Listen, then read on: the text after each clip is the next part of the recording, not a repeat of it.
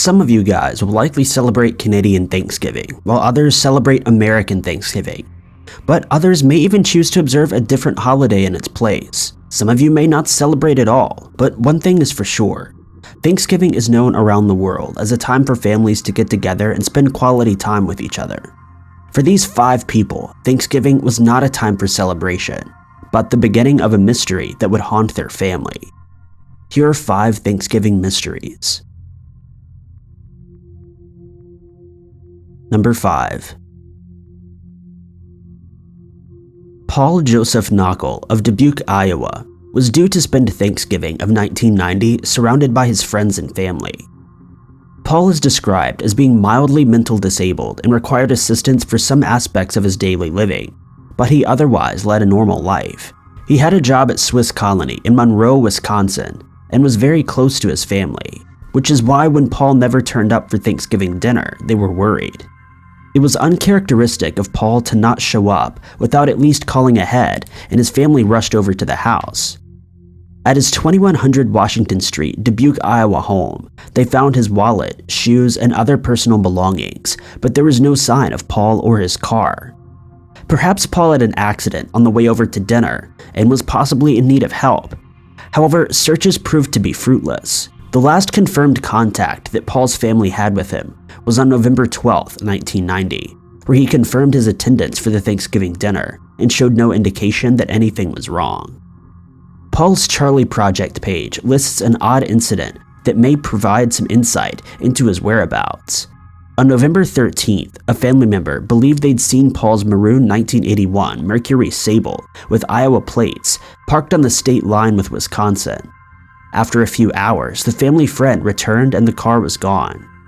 Since that chilly November day in 1990, no one has heard from Paul. Every Thanksgiving, there remains an empty seat, reminding them of his haunting disappearance. Paul Knuckle was 53 years old at the time of his disappearance in 1990. Described as a white male with brown hair and brown eyes, standing about 5'10" and 265 pounds. He wears metal-rimmed glasses and has surgical scars on his right leg, and has had other serious breaks to his lower right ankle. As mentioned before, Paul is mildly disabled and requires extra help in his day-to-day life. If alive today, Paul would be 82 years old. Police feel that they are at a loss with Paul's case. He was polite, mild-mannered, and wasn't friends with anyone who would do him any harm. They haven't ruled out the possibility of foul play or an accident, and they're keeping their mind open. If you believe you have any information about Paul's case, you're urged to contact the Dubuque Police Department at 319-589-4410. Number 4. The mystery of what happened to John Woodruff takes us back over 100 years to 1919 in New York. John worked as what is known as a game protector, which we might know now as a fishing and hunter warden. On the morning of November 27, 1919, John said goodbye to his wife and set off for his patrol in Albany, New York. As it was Thanksgiving Day, his wife prepared to have him home a little earlier than usual so the pair could enjoy dinner together. According to the nycoa.org, John was zealous in his prosecutions of men caught violating the state law. Hunters of game out of season hated John. When John didn't return home, his wife feared the worst. Had a confrontation turned sour and cost John his life? Within hours, a large search party had been assembled, and everyone was out looking for the game protector, but to no avail. Mrs. Woodruff had to spend Thanksgiving alone, wondering what had happened to her dear husband. Had John confronted the wrong person? Perhaps someone was out searching for the perfect Thanksgiving dinner and also took care of John in the process to avoid facing the law. Mrs. Woodruff and the community of Albany would have to wait for almost 2 years for answers, but they came eventually. On April 4th, 1921, a hunter in the creek of 9 Mile Bridge found the remains of John. It appeared that he died as a result of blunt force trauma to the back of the head, but due to the amount of time that had passed, the coroner found this hard to fully determine. In a bizarre twist, Mrs. Woodruff reported that John had received a threatening letter in the months leading up to his disappearance. Of course, as we know, John wasn't very well liked amongst the hunting community and was known for his ferocity in taking down illegal game hunters. But had one of these men snapped and taken their revenge on John, or was this simply a heat-of-the-moment letter from a scorned man? Witnesses also said they saw John and another man arguing in the woods on the day that he went missing, but it's not been confirmed if this event is linked to his death. Over 100 years later, the mystery of John's death remains unsolved.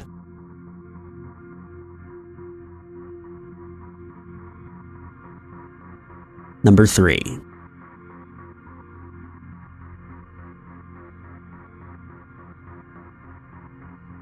Before we dive into the case of Cynthia Alonso, I'd like to mention that an arrest has been made, but her body has never been found, so a cause of death cannot be determined.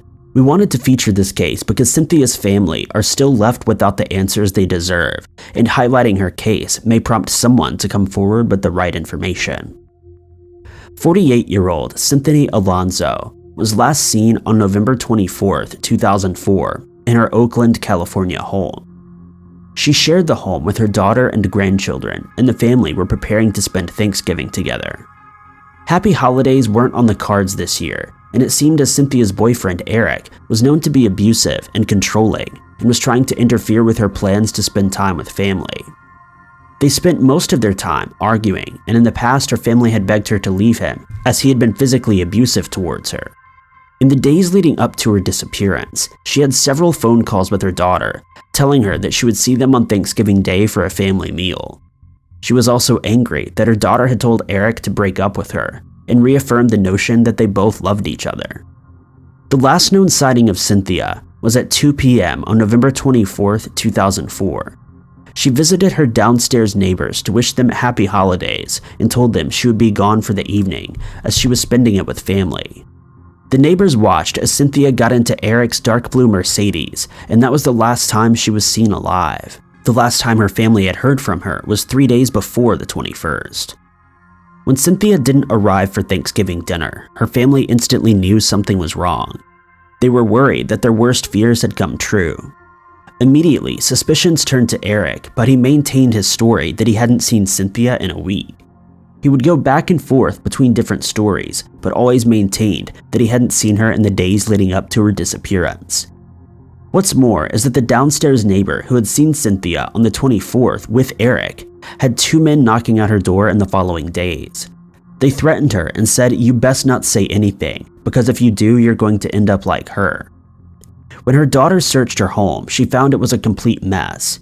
Clothes and other items were thrown about the place as if someone was leaving in a hurry or had ransacked the place.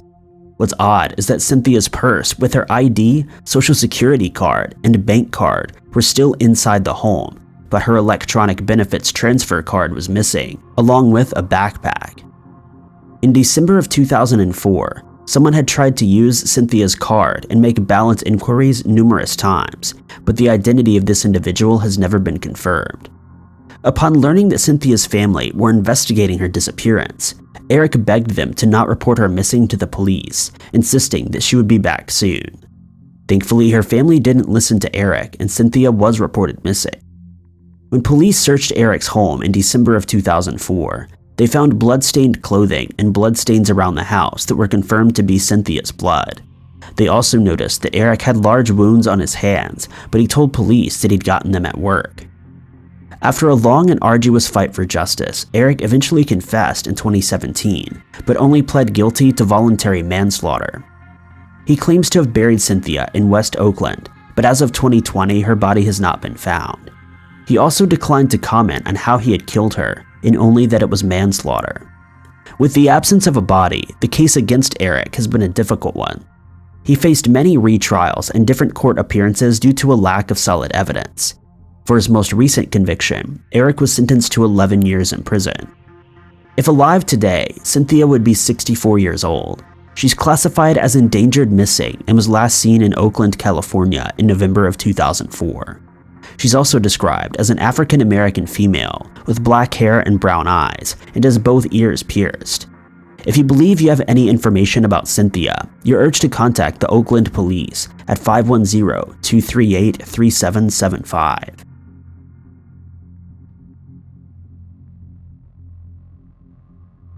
Number 2.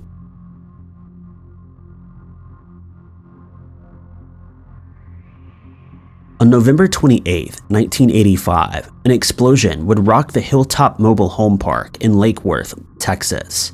The Blount family were enjoying Thanksgiving together with a large meal that included not just the Blount family, but some of their extended family too. After finishing up their Thanksgiving roast, the Blounts went about their business.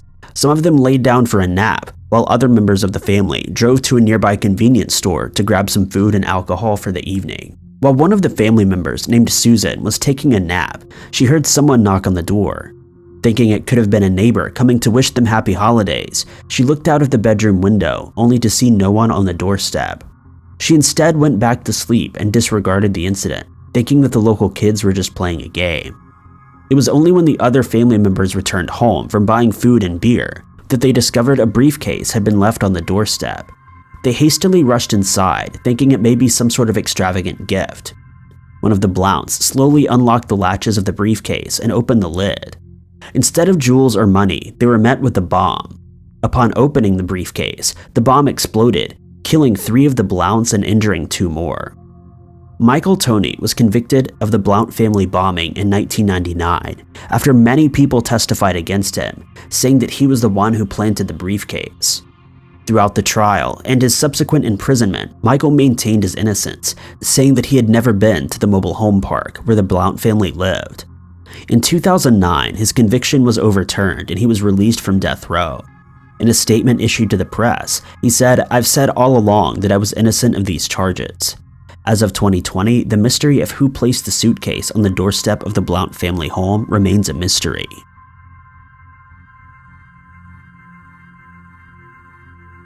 Number 1.